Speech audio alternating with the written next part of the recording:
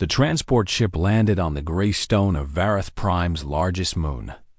Una Park stood near the exit door and watched through the small window. Outside, she could see hundreds of aliens gathering on a massive training ground. They came in all shapes and sizes. Some were tall with scales. Others had multiple arms. A few floated above the ground. This was the Galactic Military Academy, the most famous military school in the known universe. Una was 24 years old. She had short black hair and dark eyes that showed no fear. She stood at 5 feet and 4 inches tall. Compared to most aliens here, she was tiny, but her size had never stopped her before. She was the first human ever admitted to this academy. Earth had only made contact with the galactic community 5 years ago. Humans were still new to everything. Most alien species saw them as primitive creatures from a small blue planet. They did not expect much from humans. The door opened with a hiss. Una picked up her field pack and walked down the ramp. The pack sat comfortably on her back. It was not very big and not very heavy. She had packed it herself with great care. The training ground was enormous. 200 cadets from 40 different species stood in long lines. Instructors walked between them, checking equipment and shouting orders. The air smelled strange, like metal and something sweet that Una could not name. She found her assigned spot in line and stood at attention. The alien next to her was a Droxian. He was 7 feet tall with blue skin and 4 eyes. He looked down at Una and made a sound that might have been a laugh. "A human," he said. His voice was deep and rough. "I am Brel. I heard they were sending one of you." I did not believe it. "Believe it," Una said calmly. Brel looked at her pack and then at his own. His pack was massive, almost as big as Una herself. "Your bag is very small, human. Did you forget to pack?" "I packed what I need." Brel laughed again and turned away. A loud horn sounded across the training ground. All the cadets went silent. Heavy footsteps approached, and Una saw the biggest alien she had ever encountered walking toward them. He was 8 feet tall with green scales covering his entire body. He had 4 arms, each one thick with muscle. His eyes were yellow with black slits, like a snake. "I am Instructor Vareth," he announced. His voice echoed across the ground. "I am your survival instructor. In 3 hours, you will be transported to the planet below. You will survive there for 10 days. Some of you will pass. Many of you will fail. A few of you might die." He paused and let his words sink in. "Before we begin, I will inspect your packs. The survival trial tests everything. Your strength, your skills, your preparation. If your pack is wrong, you are already dead." Vareth began walking down the line. He stopped at each cadet and examined their equipment. Most packs weighed around 80 kilograms. Some species carried even more. Vareth nodded with approval at the heavy loads. Una waited patiently as he moved closer. Her heart beat steady and calm. She had trained for this moment her entire life. Finally, Vareth reached her. He stopped and stared down at the small human. His yellow eyes showed disgust. "What is this?" he asked. "Cadet Una Park, sir. From Earth. I know what you are, human. I am asking about that thing on your back." "I am asking about that thing on your back." "My survival pack, sir." Vareth reached down with one of his 4 arms. He grabbed her pack by the top strap and lifted it with one finger. The pack came up easily, like it weighed nothing at all. "This?" Vareth laughed loudly. "This is your survival pack?" Other cadets turned to look. Some of them started laughing too. "It weighs barely anything," Vareth continued. "My food pack alone weighs more than this." "What did you bring, human?" "A blanket and some hope?" Una kept her face neutral. "I packed what I need, sir. What you need." Vareth threw the pack back at her. She caught it smoothly. You need to survive 10 days on a hostile planet. You need to find water, food, and shelter. You need to defend yourself against predators that would eat you in one bite. He leaned down close to her face. His breath smelled like rotting meat. You will die out there, human. And when you do, everyone will remember that your species is too weak for the galaxy. Brel spoke up from beside her. I will bet my monthly credits that she does not survive 2 days. I accept that bet, another cadet called out. More laughter followed. Varus stood straight again. A cruel smile crossed his scaled face. Since you are so confident with your tiny pack, human, I will give you a special assignment. You will not go to the forest zone or the mountain zone like the others. You will go to the Crimson Wastes.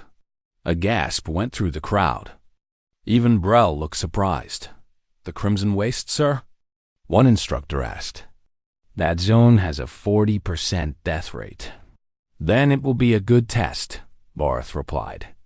If humans want to join the galactic community, they must prove they are worthy. Let this one prove it or die trying. Una did not flinch. Understood, sir. Vorath seemed disappointed by her lack of fear. He turned and walked away, continuing his inspection of other cadets. The hours passed quickly. Cadets were divided into groups and sent to different transport ships. Una walked alone to a small shuttle that would take her to the Crimson Wastes. No other cadet was assigned to her ship. She would face the trial completely alone. As she boarded, her communication device beeped. A holographic image appeared in front of her. It showed a young Korean man with worried eyes. This was Tae-ho Kim, a support officer assigned to monitor her progress. Una, he said quietly, I just heard about the Crimson Wastes. This is wrong. They cannot do this to you. They can, and they did, Una replied. She sat down and strapped herself in. That zone is designed to kill.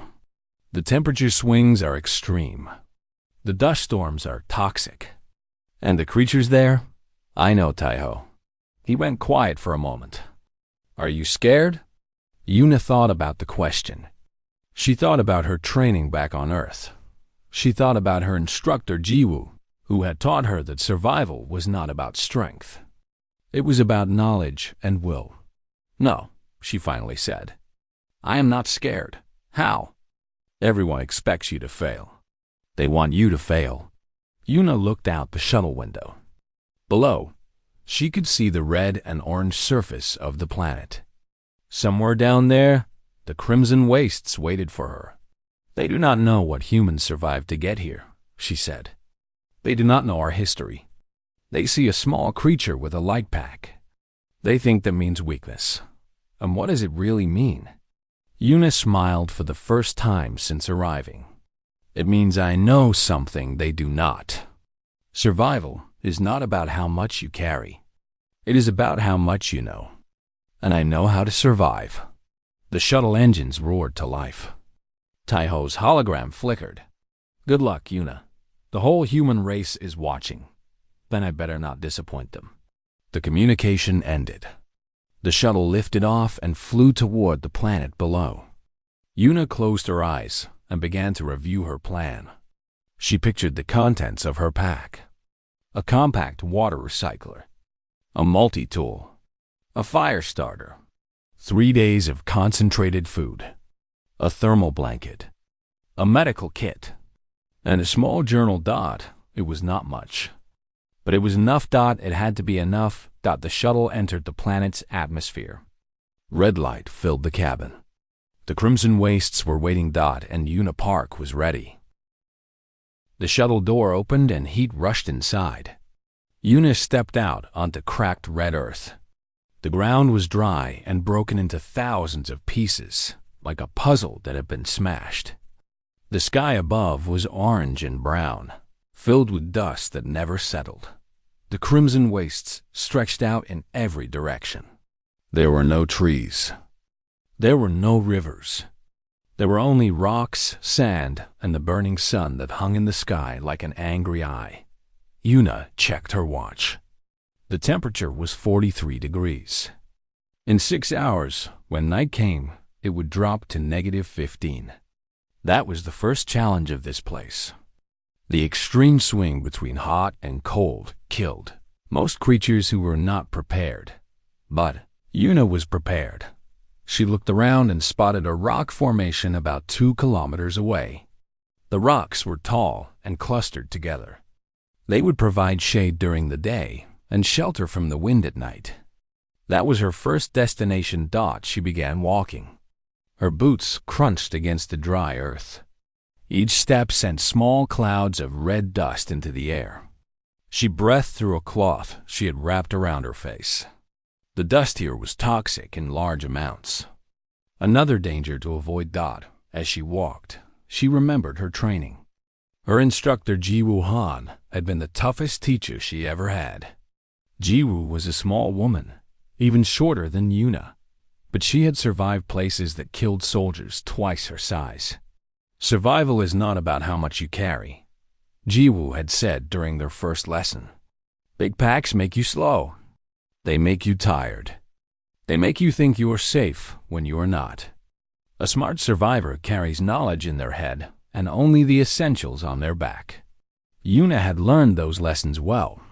She had trained in deserts, mountains, frozen lands, and jungles. She had learned to find water where there seemed to be none. She had learned to make fire in the rain. She had learned to read the land like a book. The crimson wastes were harsh, but they were not impossible. She reached the rock formation after an hour of walking. The rocks were smooth and red, worn down by centuries of wind. She found a gap between 2 large stones that created a natural cave. The opening faced away from the direction the wind was blowing. Good. Yuna crawled inside and examined the space. It was small but dry. No animal tracks. No signs of danger. This would be her base. She unpacked her supplies and organized them carefully. The water recycler went in the corner. It was a small device that could pull moisture from the air and even process her own sweat and urine into clean drinking water. It was slow, but it would keep her alive. Next, she set up her thermal blanket as a barrier at the entrance. It would keep heat inside during the cold nights and reflect the sun during hot days. The material was thin, but incredibly effective. With her shelter ready, Yuna went back outside. The sun was still high. She had work to do. She walked around the rock formation, studying every plant she could find. Most were dead and dry, but some had green still hiding inside them. She knew these types of plants. Desert survivors. They stored water in their roots and stems. Using her multi-tool, she dug up several of them. She cut them open and found moist flesh inside. Not much, but enough to supplement her water recycler. She collected several more and carried them back to her shelter. By the time the sun began to set, Yuna had gathered plants, set 3 small traps for any creatures that might come out at night, and memorized the area around her camp. She ate a small portion of her concentrated rations and drank water from her recycler. Then she wrapped herself in her thermal blanket and waited for night. The cold came fast. The temperature dropped like a stone falling from a cliff. Within 2 hours, Yuna could see her breath-forming clouds in the air. But inside her shelter, wrapped in her blanket, she stayed warm enough to survive. She did not sleep much. Strange sounds came from outside. Things moved in the darkness. Once, she heard something large walking past her shelter. Its footsteps shook the ground. She stayed still and silent until it passed. Morning came slowly. The sky turned from black to purple to orange. The heat returned. Yuna checked her traps and found one small creature. It was ugly and had too many legs, but it was meat. She cooked it over a small fire and ate it for breakfast. Day 2 began. She decided to explore further from her camp. She needed to find more resources and understand the area better. She packed a light, taking only her multi-tool, some water, and her medical kit. She walked for several hours, climbing over rocks and crossing dried riverbeds. The landscape was empty and brutal. Nothing grew tall. Nothing moved during the day. Even the wind seemed tired. Then she saw something that made her stop. A figure lay on the ground ahead. At first, Yuna thought it was a dead creature. But as she got closer, she saw it was another cadet. The alien had a body like a large insect, with 6 legs and a hard shell covering its back. Its colors were pale blue and white, but they looked faded and sick. Yuna approached carefully. "Hello? Can you hear me?" The alien moved slightly. One of its large eyes opened and looked at her. "Water," it whispered. "Please, water." Yuna kneeled down and examined the creature. It was badly dehydrated. Its shell was cracking in several places.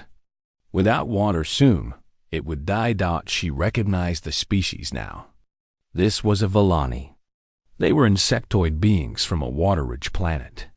They needed more moisture than most species. The crimson wastes must be torture for them. Near the Vellani, Yuna saw the remains of a large pack. It had been torn open and emptied. Everything was gone. "What happened to your supplies?" Yuna asked. "Scavengers," the Vellani replied weakly. "They came last night. Took everything. I could not stop them." Yuna looked at her own water container. She had enough for herself, but not much extra.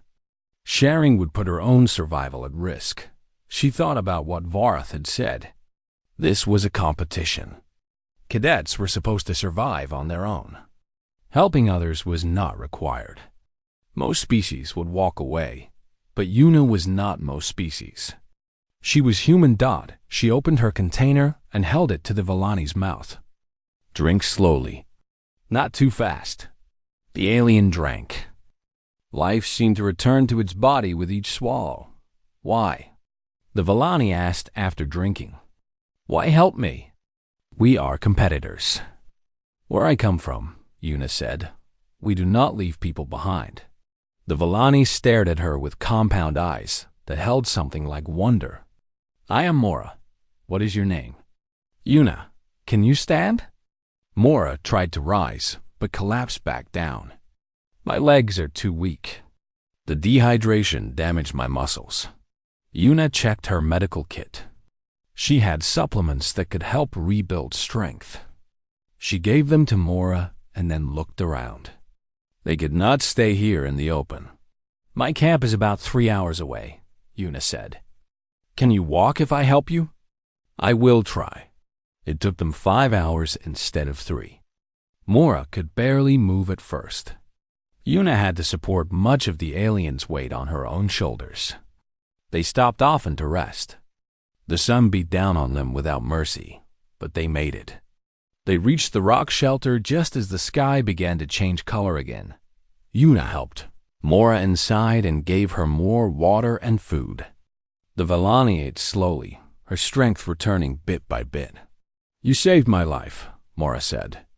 "I do not understand. My species would never do this for a stranger." "Then maybe your species has something to learn," Yuna replied. Mora was quiet for a long moment. Then she spoke again. "I can sense things that you cannot.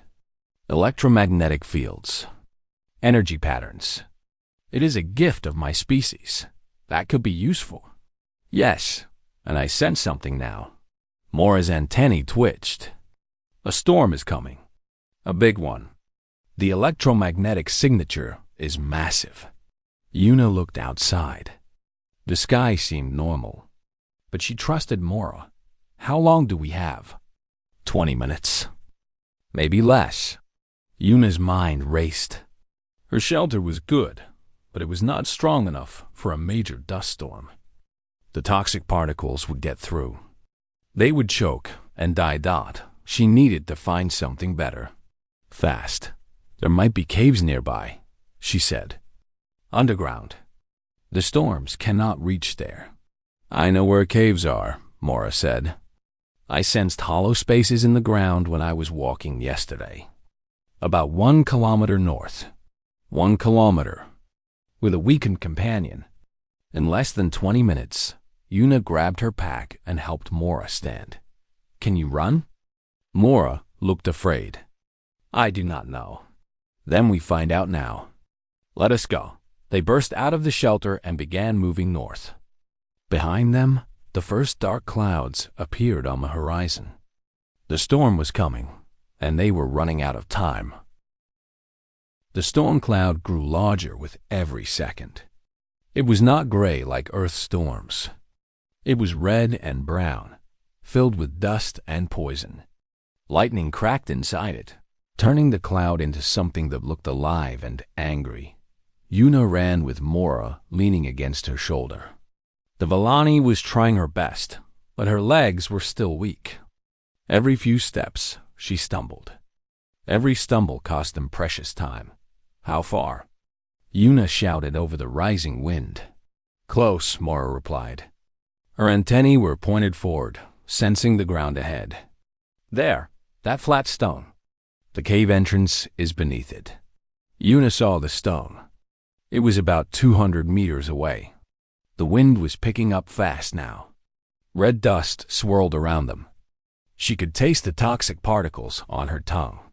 We need to move faster, Yuna said. I cannot. Yuna did not hesitate. She bent down and pulled Mora onto her back. The Vallani was lighter than she expected. The hard shell was thin and hollow in many places. Hold on, Yuna said. Then she ran. Her legs burned. Her lungs screamed.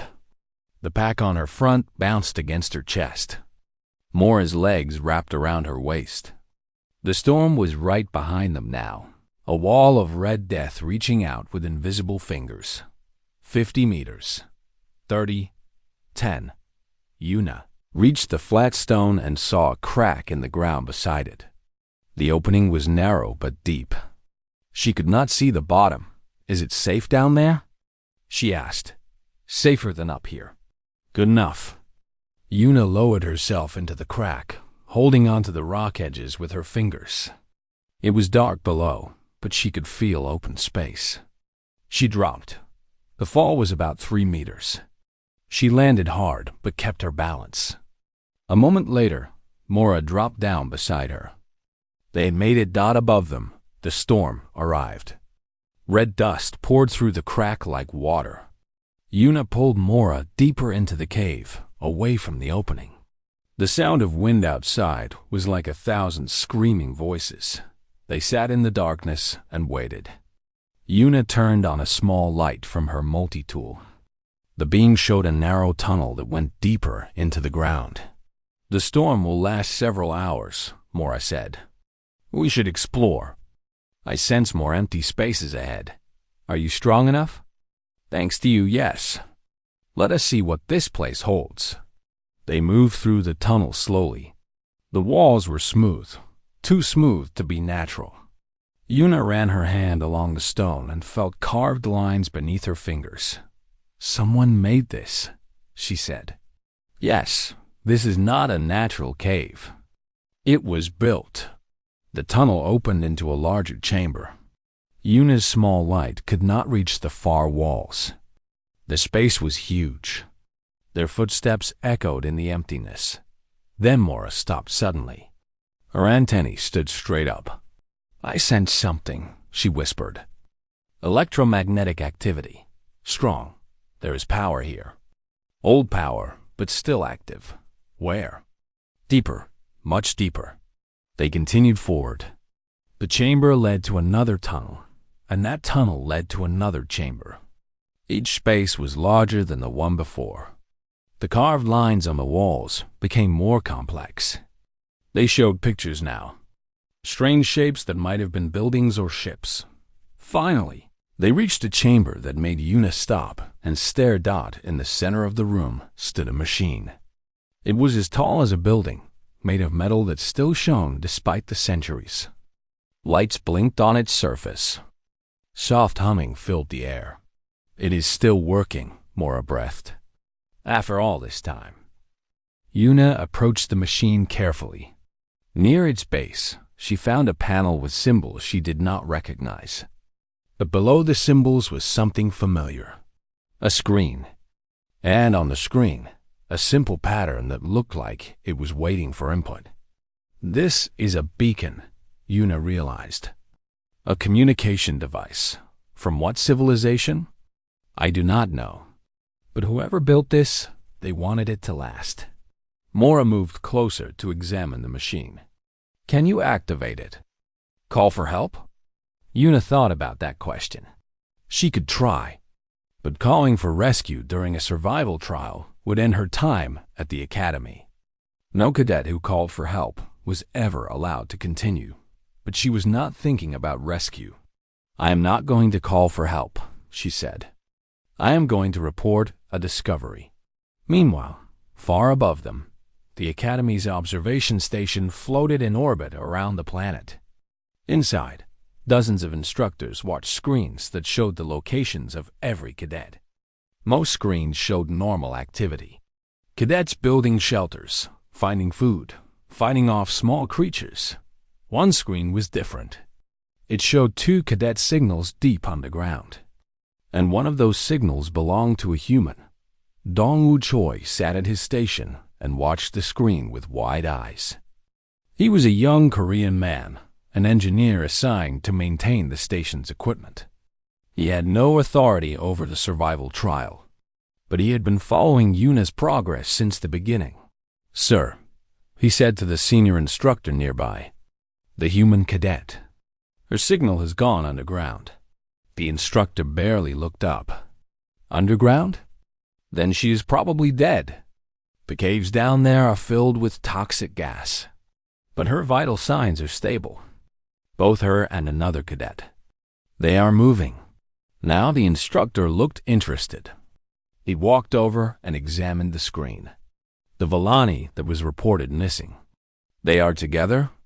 It appears so. Strange. Why would the human help a competitor? Dongwoo did not answer. But inside, he smiled. He knew exactly why. In another part of the station, Commander Sayla watched the same data. She was a Lyrathi, an ancient species known for their wisdom. Her body was tall and thin, almost transparent. Light seemed to pass through her rather than reflect off her. She had led the academy for 300 years. She had seen thousands of cadets come and go. Most were predictable. They followed patterns. They did what their species always did. But this human was different. Interesting, Sayla said to herself. She watched Yuna's vital signs. The human's heart rate was elevated but controlled. Her body temperature was stable, despite the cold underground. She was calm under pressure. Most interesting of all was the other signal. The Villani had been near death 2 days ago. Now she was moving normally. The human had saved her. What are you doing down there, little human? Sayla whispered deep in the caves. Yuna was studying the beacon's control panel. The symbols were unfamiliar, but the logic was not. Every communication device needed the same basic elements. Power, input, output, a way to create and send a signal. She found what looked like a power control and touched it. The machine hummed louder. Mora lights activated. You know what you were doing? Mora asked nervously. Not exactly. But I understand machines. They follow rules, even alien ones. She touched another symbol. A screen lit up with more text. She could not read it, but she recognized numbers. Frequencies. It is designed to send signals across space, she said. Long distances. Very long. Who would they be signaling? Maybe no one anymore. Maybe their civilization is gone. But the machine still works. She pulled out her multi-tool and opened a compartment filled with small electronic parts. I can modify this to send a signal to the Academy instead. Why would you want to contact them? They want you to fail. Not everyone. Yuna began working on the machine's control panel. And I am not calling for rescue. I am reporting that we found something important. something that could change everything. The work took hours. Yuna had to connect her own equipment to ancient technology. She had to guess at meanings and hope she was right. Mora helped by sensing the electromagnetic fields and telling her when the power was flowing correctly. Finally, the beacon was ready. Yuna pressed the activation symbol. The machine hummed louder. The lights flashed. And then a signal shot upward through kilometers of rock and dirt, through the storm that still raged above and into space. On the observation station, alarms went off. What is that? An instructor shouted. Dongwu looked at his screen with shock. It is a signal. Coming from underground. From the human's location? What kind of signal? It is not a distress call. It is a data transmission. She is sending information. Commander Sayla appeared behind them, moving silently as her species always did. Show me. The screen displayed the incoming data, images, star maps, technical specifications, information that no one had seen before. Where is this coming from? An instructor asked. Sayla studied the screen with ancient eyes. A small smile appeared on her face. It appears, she said, that our human cadet has made a discovery. A very important one. She turned to leave but stopped at the door. Keep watching her. I want to know everything that happens in those caves. Deep underground, Yuna did not know that her signal had been received. She only knew that she had done what she could. Now she and Mora sat in the darkness, waiting for the storm to pass, surrounded by the ruins of a civilization that had died long ago. But as they sat there, something changed. The machine behind them began to glow brighter. A new sound filled the chamber. Heavy footsteps, mechanical and precise, coming from somewhere even deeper in the caves. Mora's antennae went rigid. Something is coming. Yuna stood and faced the darkness. Her multi-tool was in her hand, but she knew it would not help against whatever was making those sounds. What did we wake up? She whispered. The footsteps grew louder, closer, and then two bright lights appeared in the tunnel ahead. Eyes that were not organic. Eyes that had not seen life in 10,000 years. The Guardian had awakened, and it was coming to meet them. The Guardian stepped into the chamber, and Yuna saw it fully for the first time. It was made of metal that looked like silver but moved like muscle. Its body was shaped like a tall humanoid, but with 4 arms, just like Instructor Varth. Its face had no mouth, only 2 glowing blue eyes that scanned the room with mechanical precision. It stopped about 10 meters away from them. The blue eyes fixed on Yuna. A sound came from its chest. Words in a language she did not know. The voice was neither male nor female. It was the voice of a machine that had been alone for thousands of years. What is it saying? Yuna asked Mora quietly. I do not know. The language is dead. No species has spoken it for a very long time. The Guardian spoke again. This time, its tone was different, sharper. It took a step forward. Mora backed away. It seems angry. We should run. No. Yuna did not move. Running will not help. It is faster than us, stronger. If it wanted to kill us, we would already be dead. Then what do we do? Yuna thought about the situation. The Guardian was ancient. It had been protecting this place for 10,000 years with no one to talk to. It had just woken up to find 2 strangers in its home. Thought it was not attacking. It was confused. Yuna sat down on the cold stone floor. What are you doing? Mora hissed, showing it that I am not a threat. She placed her multi-tool on the ground in front of her. Then she reached into her pack and pulled out her journal. She opened it to a blank page and took out a small pen. The Guardian watched. Its blue eyes flickered. Yuna began to draw. First, she drew a simple picture of Earth, a circle with rough continents and oceans. Then she drew a small figure next to it, a human. She pointed at the picture and then at herself. The Guardian's head tilted slightly. She turned the page and drew more. A picture of the sun, stars, a simple spaceship. She was showing the Guardian where she came from and how she got here. Then she drew two figures facing each other. One tall and mechanical. One small and human. Between them, she drew two hands reaching toward each other. Peace. Friendship. Understanding. She held up the journal so the Guardian could see.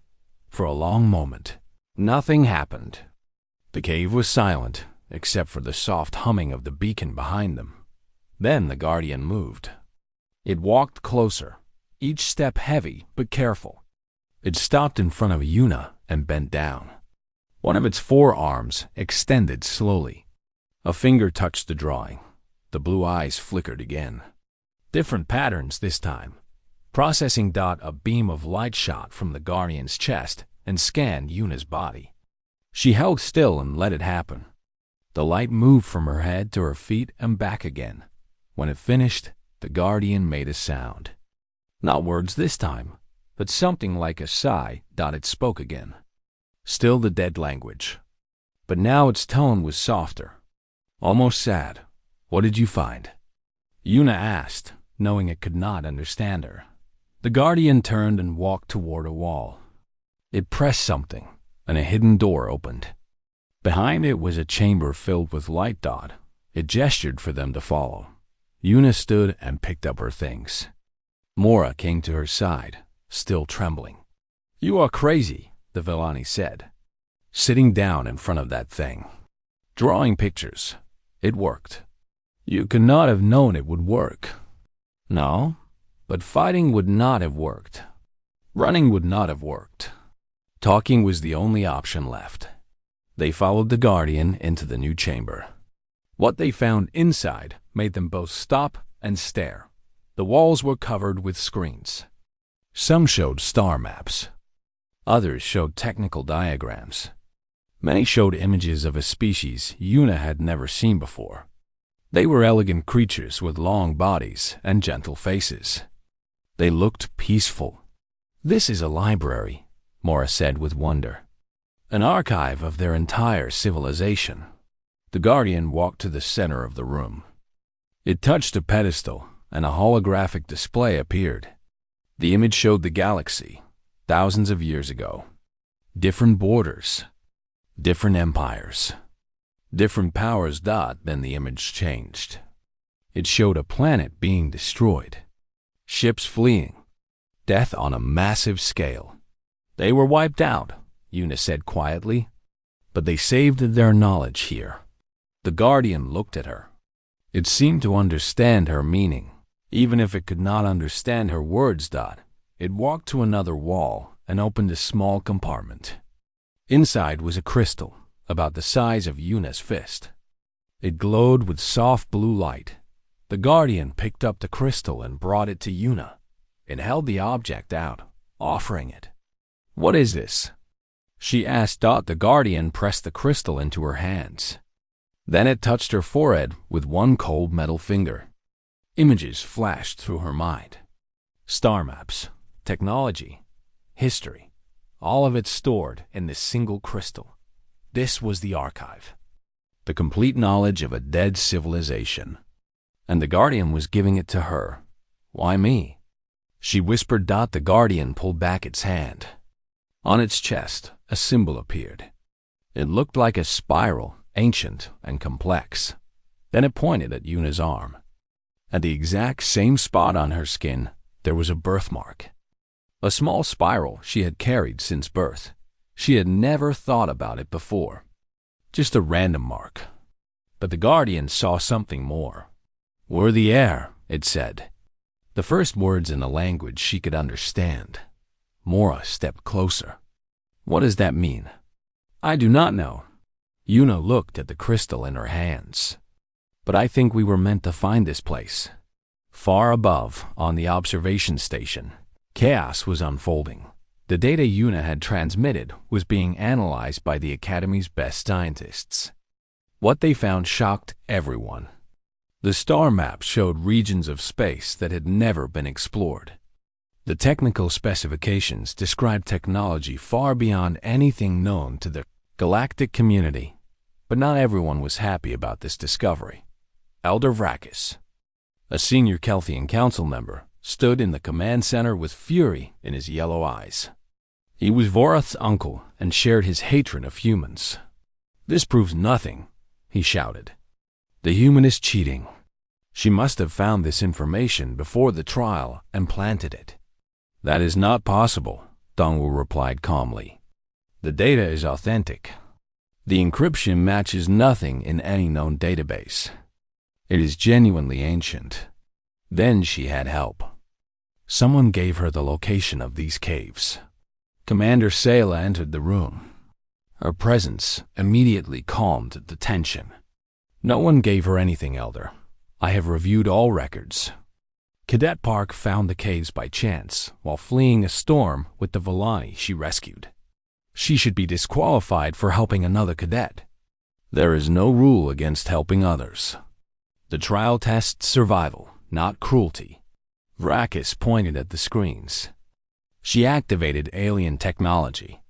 She made contact with some kind of machine. She is disrupting the entire trial.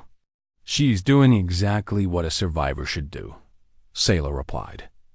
"She is using every resource available to her, including her intelligence, her courage, and her compassion. Compassion is weakness." Sayla turned to face the old Kelthian directly. Her ancient eyes held no fear. Compassion kept her companion alive. Compassion gave her an ally who could sense the caves beneath the ground. Compassion led her to the greatest archaeological discovery of this century. "You call that weakness?" Vracus had no answer. Back in the caves, Yuna and Mora prepared to leave. The storm had passed. It was time to return to the surface. The Guardian walked with them to the entrance. At the crack in the ground where they had first entered, it stopped. It could not go further. Its purpose was to stay and protect. Yuna turned to face it one last time. "Thank you for trusting me." The Guardian's blue eyes glowed softly. It raised one hand in what looked like a gesture of farewell. Then it spoke again. "Return when ready. More to learn." "I will," Yuna promised. She climbed up through the crack, Mora following behind her. The surface world greeted them with warm air and red dust. The sky was clear now, orange and peaceful. Yuna checked her watch. Day 7 of the trial. 3 more days to survive, but she had already proven everything she needed to prove. In her pack, the data crystal sat safely wrapped in her thermal blanket. It was the most important thing she had ever carried. In the distance, she saw a shape in the sky. A shuttle, descending rapidly toward their location. "Is that a rescue ship?" Mora asked. "I do not think so." Yuna shaded her eyes and watched the shuttle land. The door opened and a familiar face appeared. Dongwu jumped out and ran toward them. His face showed relief and excitement. "You are alive," he said. "I knew it. I knew you would make it. You sent the shuttle? I tracked your signal when you came back to the surface. The commander approved immediate extraction for you and your companion." He looked at the crystal in Yuna's hand. "Is that what I think it is?" "The complete archive of an ancient civilization, given to me by its guardian." Dongwu shook his head in amazement. "You went into the deadliest zone, survived a toxic storm, discovered underground ruins, made first contact with an ancient machine, and recovered priceless technology. All with a pack that Vorath said was too light." Yuna smiled. It was enough. More than enough. He gestured toward the shuttle. "The commander wants to see you immediately. The whole academy is talking about what you found." Yuna looked at Mora. "Can she come too?" "Of course. She is part of this story now." They boarded the shuttle together. As it lifted off, Yuna watched the crimson wastes disappear below them. That deadly place had tried to kill her. Instead, it had given her something incredible. She held the crystal tight. The trial was not over yet, but the real test was just beginning. The Academy's great hall was filled with more beings than Yuna had ever seen in one place. Representatives from all 40 species sat in curved rows that rose up like a mountain of faces. Instructors stood along the walls. Council members occupied a raised platform at the front. And in the center of it all, a single spotlight shone on the floor. That was where Yuna stood, alone. Mora was nearby, seated in a recovery chair. The Vellani was still weak, but refused to miss this moment. Dongwu stood behind her, watching with nervous hope. Instructor Varath was on the platform with the other council members. His yellow eyes burned with hatred. Beside him, Elder Vrakis looked even angrier. Commander Sayla sat in the center seat. Her transparent body glowed with soft light. When she raised one hand, the entire hall went silent. "We are gathered to discuss the case of Cadet Yuna Park," she announced. Human, first of her species at this academy, assigned to the Crimson Wastes survival zone. She paused. And now, central to one of the most significant discoveries in galactic history, Vrakis stood immediately. "With respect, Commander, we must first address the violations. The human broke multiple trial rules. Specify your claims." First, she interfered with another cadet's survival by assisting the Vellani. Second, she activated alien technology without authorization. Third, she transmitted unauthorized signals from the trial zone. Any one of these should result in immediate disqualification. Murmurs spread through the hall. Yuna kept her face calm. She had expected this. Sayla nodded slowly. "These are serious claims. Cadet Park, do you wish to respond?" "Yes, Commander." Yuna's voice was steady. "First, there is no rule against helping others. I checked the trial regulations before I landed. Survival is the only requirement. How we survive is our choice." "That is technically correct," Sayla admitted. "Second, I activated technology that had been abandoned for 10,000 years. There was no owner to ask permission from, and the technology chose to communicate with me, not the other way around." "She speaks of choices made by machines," Vrakis interrupted. "This is nonsense." "Third," Yuna continued, ignoring him, "I transmitted a discovery report, not a distress signal. I never asked for rescue. I completed the trial on my own terms." Sayla turned to Vrakis. "Our points are valid. Do you have evidence of actual rule violations?" The old Kelthian sputtered. "She is a human. Humans do not belong here. They are too small, too weak, too primitive. Those are not violations. Those are prejudices." Sayla's voice hardened. "Sit down, Elder." Vrakis sat. His face showed pure rage. Vorath stood next. If the human is not disqualified, she should at least be scored fairly. Her pack was inadequate. She took risks that should have killed her. She survived by luck, not skill. "Actually," said a new voice, "her pack was perfect." Everyone turned. A Kelthian scientist walked forward, holding a holographic display. She activated it, and images of Yuna's pack contents appeared in the air. "I analyzed every item the human brought," the scientist explained. "A water recycler, multi-tool, fire starter, concentrated rations for 3 days, thermal blanket, medical kit, a journal.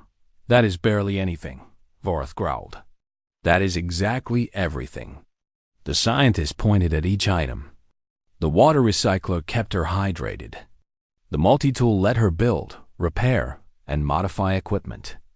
The fire starter provided heat when needed. The rations gave her energy during the most critical period. The thermal blanket served as shelter, protection, and eventually packing material for the crystal. The medical kit saved the Vellani's life. And the journal allowed her to communicate with an ancient being that spoke no known language. She turned to face the crowd. Every single item was used. Nothing was wasted. Nothing was unnecessary. This is not luck. This is the most efficient survival planning I have ever seen. Silence filled the hall. Sayla spoke again. What about the discovery itself? Tell us about the crystal. Yuna reached into her pack and pulled out the glowing crystal. She held it up for everyone to see. This contains the complete archive of the Valoran civilization, she said. Star maps of unexplored space. Technology centuries ahead of anything we have. History of a species that tried to save themselves before they died. She walked forward and placed the crystal on a pedestal in front of the council. They left this behind hoping someone would find it. Someone they could trust. They called me worthy heir. I do not know exactly what that means. But I know that this knowledge belongs to everyone, not just me. Sayla examined the crystal without touching it.